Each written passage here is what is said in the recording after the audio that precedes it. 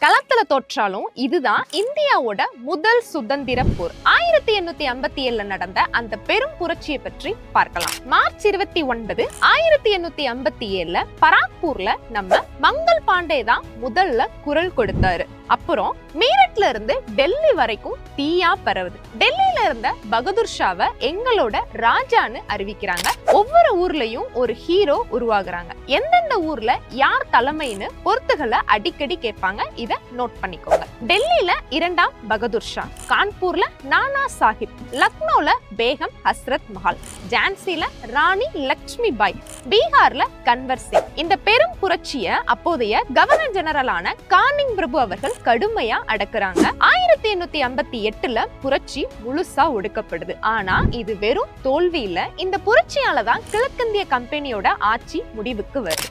Victoria மகாராணி பேரறிக்கை மூலமா India நேரடியா பிரிட்டிஷ் அரசோட கட்டுப்பாட்டுக்கு போகுது. இதுதான் இந்திய மக்களுக்கான மகா சாசனம். இது என்ட்ரி டிஎன்பிஎஸ்சி கதை கேளு சீரிஸ். இந்த மாதிரியான இன்ட்ரெஸ்டிங்கான வீடியோஸ் பார்க்க நம்ம பேஜை ஃபாலோ பண்ணுங்க.